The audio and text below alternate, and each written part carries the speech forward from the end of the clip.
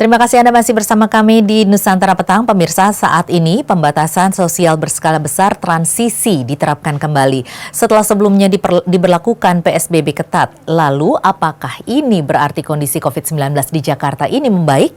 Apakah setelah ini maka angka kasus COVID-19 terus turun? Bagaimana pula cara tepat menurunkan angka COVID? Bersama kita sudah hadir narasumber kita. Siapa dia? Pemirsa, inilah Dialog Nusantara Petang.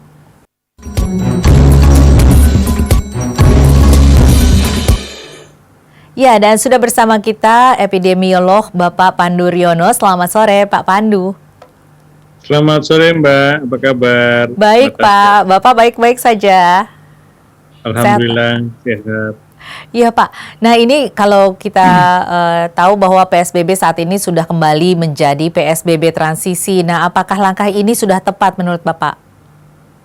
Ya, jadi setelah dilakukan pengetatan ya, awal September kalau nggak salah waktu itu, karena kondisinya memang dalam kondisi yang memaksa harus dilakukan pengetatan karena kasusnya sedemikian tingginya sehingga potensial dalam waktu minggu-minggu yang akan datang pada waktu itu akan terjadi overkapasitas daripada layanan kesehatan kita. Jadi untuk itulah dilakukan pengetatan kembali karena sebenarnya sejak bulan Juni kan sudah dilakukan pelonggaran fase pertama. Nah, itu tidak berhasil masuk ke fase kedua karena ternyata peningkatan terus terjadi. Nah, pada waktu awal September itu kita terpaksa untuk melakukan pengetatan. Dengan demikian setelah 2 minggu dilakukan pengetatan, ternyata kita melihat adanya perubahan yaitu kurva pandeminya melandai. Walaupun sebenarnya pengetatan yang kedua ini tidak begitu ketat seperti tahap pertama. Kalau tahap pertama kan semua 100% tidak ada yang bekerja di kantor, semuanya bekerja dari rumah gitu kan. Dan yang ini masih diizinkan untuk bekerja di kantor. Iya, 25%. 25% kalau nggak salah. Nah, ini menurut saya waktu itu kita khawatir tidak akan berhasil menekan penularan.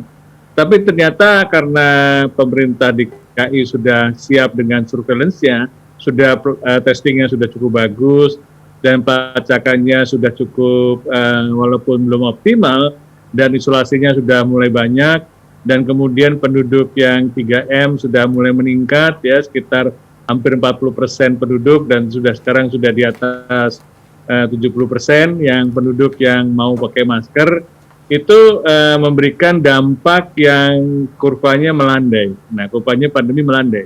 Itu dievaluasi 2 minggu yang lalu.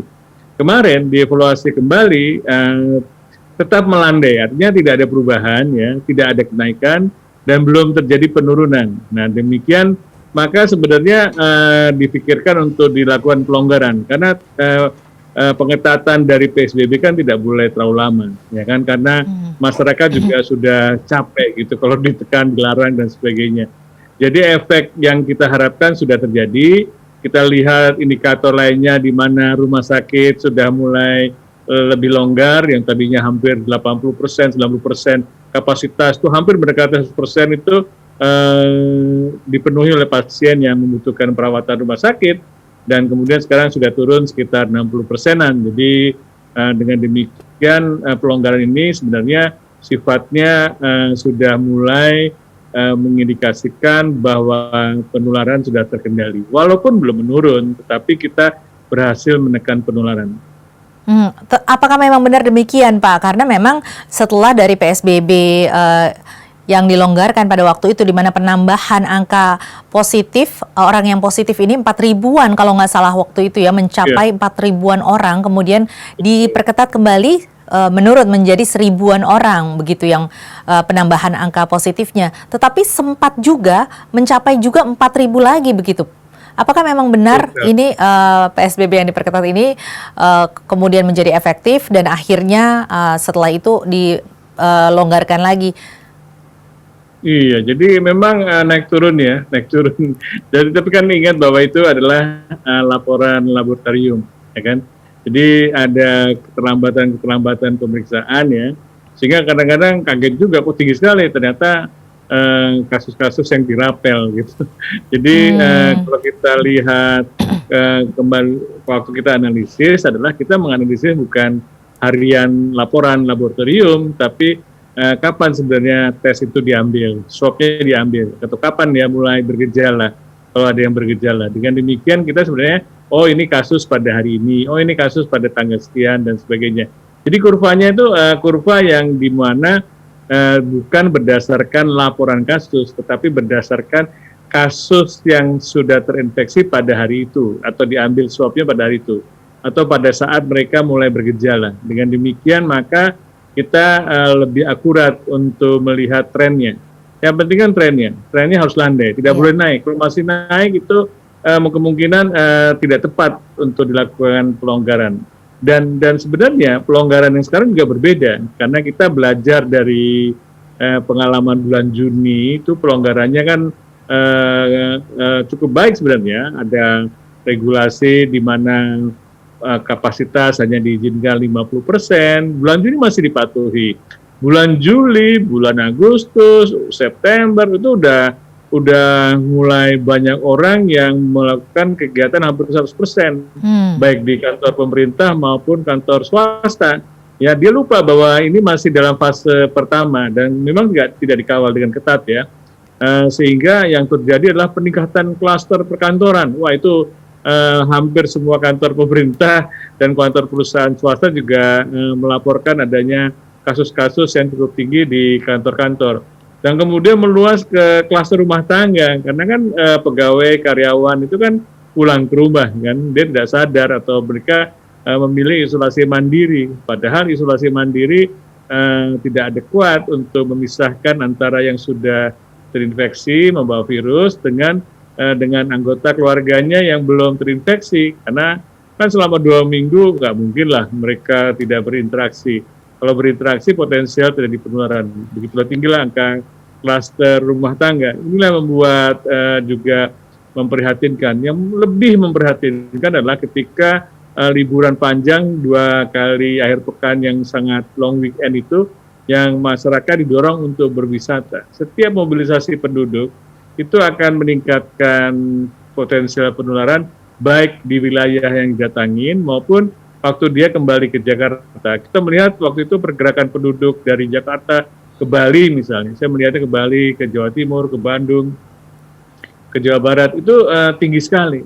Dan apa yang terjadi di Bali begitu sudah terjadi liburan panjang, sudah pulang sebagian besar turis domestiknya, Bali otomatis naik 100%. Nah ini yang menurut saya memang di seluruh Indonesia waktu itu terjadi peningkatan yang luar biasa karena pergerakan penduduk, sehingga di 9 wilayah provinsi yang menjadi prioritas, karena angkanya tiba-tiba melonjak tinggi. Dan ini yang termasuk di daerah khusus ibu kota. Sekarang menjadi 10 sih, ada tambahan yaitu Provinsi Aceh.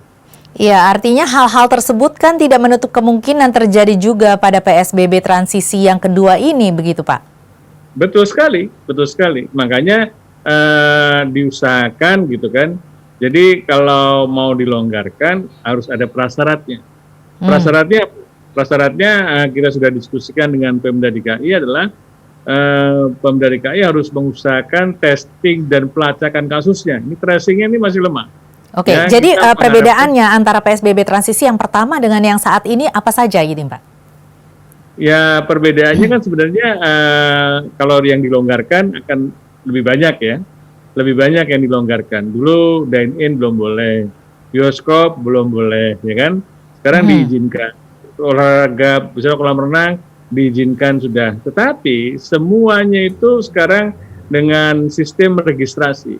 Jadi siapapun yang melakukan dine-in, siapapun yang melakukan kegiatan di perkantoran, itu harus ada catatan lengkap absensinya, siapapun yang datang ke suatu tempat, kalau ada wedding atau pesta pernikahan atau perkawinan, itu harus tercatat siapa saja yang datang ya, walaupun sudah dibatasi. Oke, karena jadi pendataan diperketat begitu ya Pak ya? Betul sekali, karena pendataan itu memungkinkan kita melakukan kontak tracing kalau pada kegiatan itu terjadi peningkatan, ada laporan kasus, ada satu kasus, oh dari mana? Oh waktu itu menghadiri wedding. Nah dengan demikian langsung kita melihat daftar tamunya, dan semua daftar tamunya akan dilakukan pelacakan kasus, dia dilakukan tes, ya kan, supaya dengan demikian kita akan menekan penularan, karena orang itu harus diketahui statusnya sebelum dia menularkan kepada yang lain. Kalau tidak diketahui statusnya, atau dia mungkin juga terlambat, tiba-tiba nanti bergejala berat, nah itu akan merugikan juga. Dengan demikian kita dengan pendataan yang ketat ini mudah-mudahan akan lebih bisa melakukan tes yang baik, dan juga akan dikembangkan aplikasi yang menggunakan monitoring handphone sehingga bisa ketahuan dia sudah kontak dengan siapa saja, kemana saja selama 14 hari sebelum melakukan sebelum terinfeksi atau mendapatkan hasil dari konfirmasi positif tadi. Oke, jadi syarat-syaratnya adalah itu ya, perbedaan PSBB transisi yang pertama dengan yang kedua adalah yakni pendataan yang diperketat ini dengan kemudian diikuti oleh tracing-nya itu, begitu Pak. Selain itu ada lagi yang lain? Iya, kan kalau sudah di tracing, sudah pengetat, itu kan harus diisolasi dengan baik ya kan. Jadi isolasinya janganlah isolasi mandiri lagi, gitu kan, karena kondisi rumah di Indonesia ini kan memang tidak mungkin untuk memisahkan antara yang sakit sama yang sehat, gitu kan. Mereka masih sharing tempat kamar mandi dan sebagainya, dan tidak mungkin tidak bertemu dengan anggota keluarga yang lain. Dan ini makanya klaster rumah tangga itu menjadi penting untuk bisa dicegah. Kalau ada klaster rumah tangga terjadi itu bukan hanya satu atau dua orang, bisa satu rumah tangga, satu keluarga kena semua. Nah, kena semua kan, ini kita sudah mendengar kisah-kisah yang kehilangan bapak ibunya, kehilangan ada anaknya dan sebagainya, atau keponakannya, dan itu kan merupakan musibah yang sangat menyedihkan, dan sebenarnya bisa dicegah gitu. Dikasih gimana? Ya jangan isolasi mandiri di rumah, tapi isolasi di tempat yang disediakan oleh pemerintah. Jadi pemerintah harus menyediakan tempat yang cukup adekuat, ya cukup bisa memisahkan dengan masyarakat lainnya, seperti di Wisma Atlet, atau Wisma Atlet kalau perlu nanti harus menggunakan wisma yang lainnya, misalnya Wisma Haji yang terpakai gitu kan. Banyak wisma pelatihan dari punya kementerian-kementerian yang selama pandemi ini kan nggak terpakai, bisa dipinjamkan untuk melakukan isolasi komunal istilahnya. Jadi mereka-mereka yang positif isolasi di tempat yang memang sudah disediakan pemerintah, terutama mereka-mereka yang bergejala ringan atau tidak bergejala. Sedangkan kalau bergejala sedang, sudah ada sesak atau ada batuk-batuk demam tinggi, nah itu harus dirawat atau diisolasi di rumah sakit, karena harus diawasi supaya tidak menjadi jatuh ke kondisi yang berat. Dan dengan demikian kita akan berusaha mengurangi, menekan kematian, karena kita sudah diagnosis atau kita obati atau kita awasi sejak dini. Baik Pak Pandu, kita akan lanjutkan lagi pembahasan ini dalam segmen berikutnya, tetapi kita harus jeda dulu. Pemirsa, tetaplah bersama kami. Dialog Nusantara Petang masih akan kembali usai jeda berikut ini.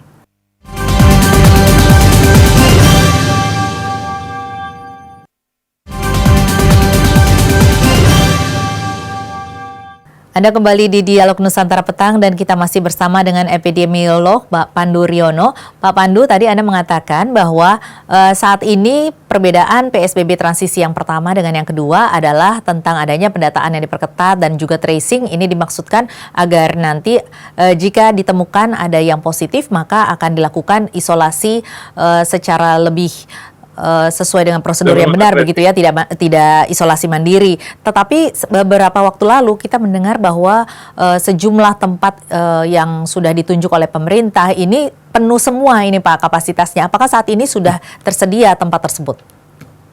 Iya, itu waktu dilakukan pengetatan itu bukan hanya pengetatan ya, sebelum pengetatan itu sudah mulai tinggi kan, kasusnya tinggi. Iya. Sebagian besar itu tower-tower di Wisma Atlet dibuka, jadi yang belum dibuka akhirnya dibuka lagi kan.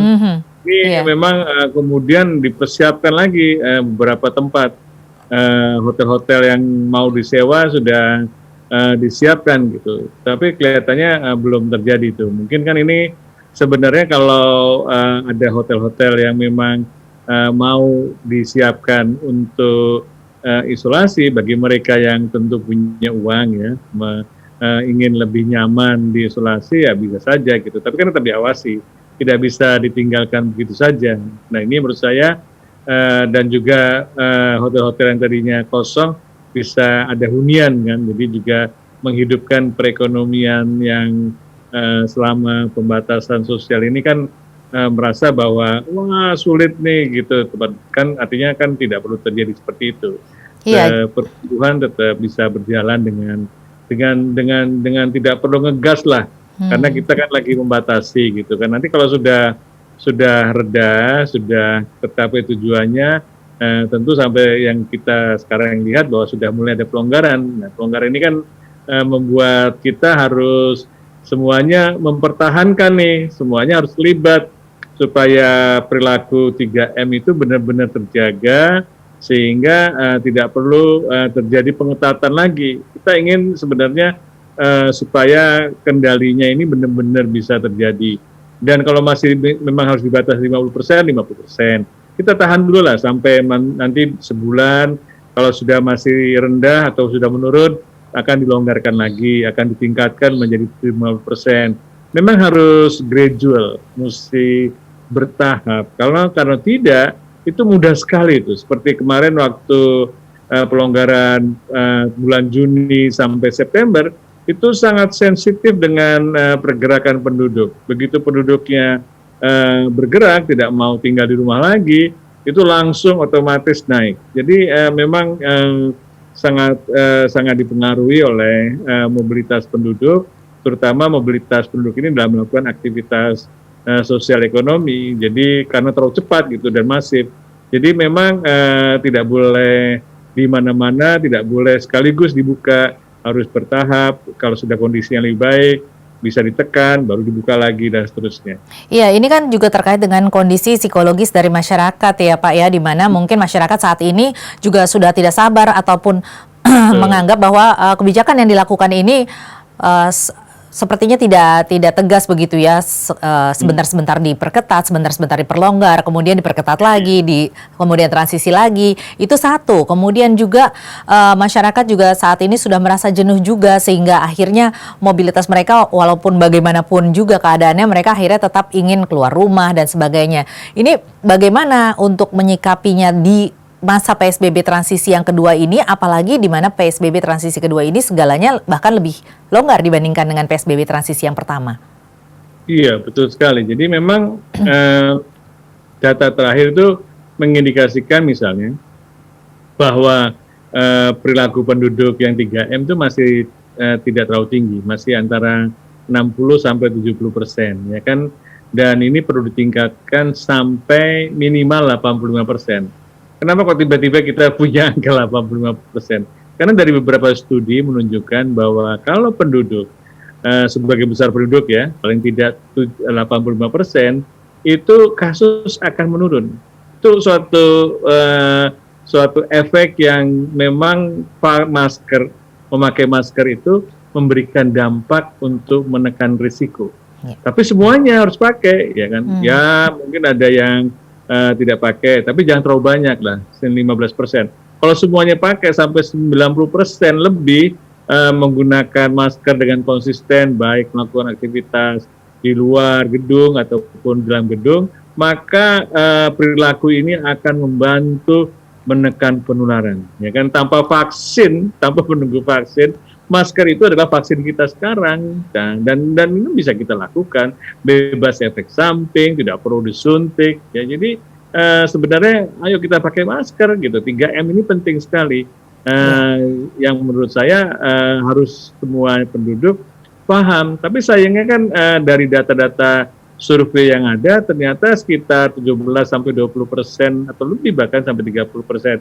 Beberapa studi mengungkap bahwa sebagian masyarakat tuh tidak merasa bersiko gitu. Jadi kalau mereka tidak merasa bersiko, loh kenapa saya harus pakai masker? Saya nggak apa-apa kok gitu. Nah karena tidak merasa bersiko, jadi kepatuhan untuk menggunakan masker jadi sulit gitu. Makanya komunikasi yang intensif, terus menerus dengan bahasa-bahasa yang mudah dipahami oleh masyarakat itu harus tetap dilanjutkan oleh kita semua gitu, termasuk pemerintah. Jadi masyarakat itu harus diajak sebenarnya dari awal respon pandemi di Indonesia itu, termasuk di Jakarta, memang harus diajak, jangan disuruh-suruh terus. Karena kalau disuruh-suruh terus kan mereka juga bingung, kenapa harus pakai masker, kenapa harus tinggal di rumah, dan sebagainya. Harus diberikan alasan, diberikan penjelasan, Ya. walaupun sudah diberikan penjelasan, diajarkan, juga mungkin juga nggak tahu pakai masker yang benar seperti apa. Pokoknya kan sepertinya mudah gitu kan, tetapi masih hidungnya kelihatan, lubang hidungnya kelihatan, atau diturunkan ke dagu gitu kan, dan ini kan tidak akurat. Dia melihat contoh banyak di TV gitu kan, para pemimpin kita kok pakai maskernya seperti itu ya, pemimpin aja seperti itu, bagaimana masyarakat gitu. Jadi memang masyarakat kita juga perlu contoh. Jadi para pemimpin harus memberikan contoh menggunakan masker yang benar. Dan kita harus belajar kok pakai masker yang benar. Karena tidak mudah gitu, karena kan kita otomatis tahu, ternyata enggak juga kan, kita harus belajar. Iya, kalau tadi Anda mengatakan bahwa selain pendataan dan juga tracing, ini juga sosialisasi dari pemerintah. Ini tadi Anda mengatakan juga di PSBB transisi yang pertama, ini pengawasannya juga sedikit lemah. Bagaimana dengan PSBB transisi kedua ini? Apa yang harus diperbaiki dari pengawasan yang dilakukan oleh pemerintah? Iya, jadi Pemda DKI sekarang harus paham bahwa regulasi yang bagus belum tentu menjamin diimplementasi di lapangan, ya kan? Jadi harus lebih aktif, harus ada pengawasan, harus ada supervisi.